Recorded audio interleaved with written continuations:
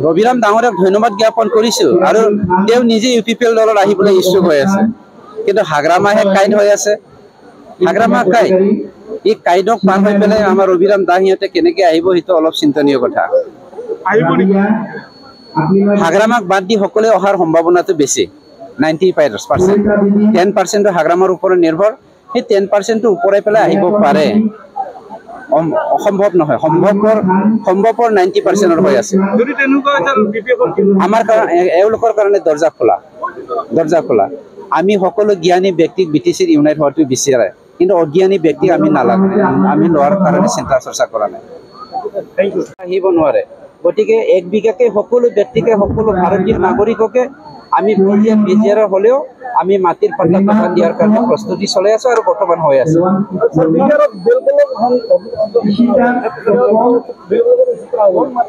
বিটিআৰত 30টা বেল and block আছে আপোনালোকে মোতকৈ বেছি জ্ঞাত বেল এণ্ড ব্লক জন্ম হোৱাৰ পাছত কোনোবাই যদি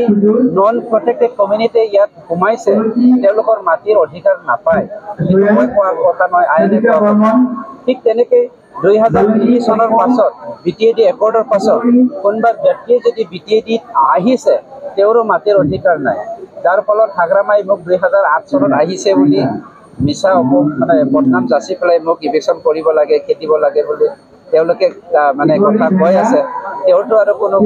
হেৰিয়ে নাই ভিজনো নাই মিছনো নাই গতিকে সেইবোৰ কথা এটা কথা স্পষ্ট আমি আইনৰ ওপৰত নিৰ্ভৰ কৰি সকলো ভাৰতীয় নাগৰিকক অধিকাৰ দিয়া হৈছে আৰু দি আছো আৰু ভৱিষ্যতে দিব ইভিকশ্যনৰ কথা নাই কোনোবাই ক'ব পাৰে যে বড়োসকলৰ মাটিটো অনাবড়োসকলক দিছে এইটো মানে কেতিয়াও সত্য নহয় আইনে কেতিয়াও নকয়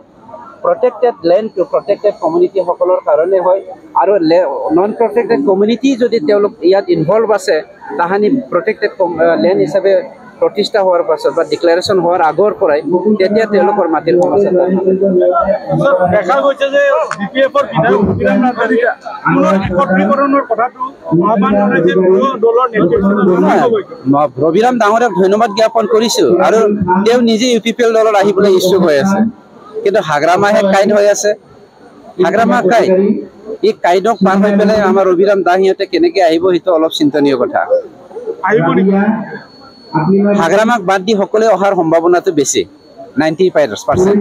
10% হাগ্ৰামাৰ ওপৰত নিৰ্ভৰ সেই 10% ওপৰাই পেলাই আহিব পাৰে অসম্ভৱ নহয় সম্ভৱৰ 90% হৈ আছে আমাৰ এওঁলোকৰ কাৰণে দৰ্জা খোলা আমি সকলো জ্ঞানী ব্যক্তিক বিটিচিৰ ইউনাইট হোৱাটো বিচাৰে কিন্তু অজ্ঞানী ব্যক্তিক আমি নালাগে আমি লোৱাৰ কাৰণে চিন্তা চৰ্চা কৰা নাই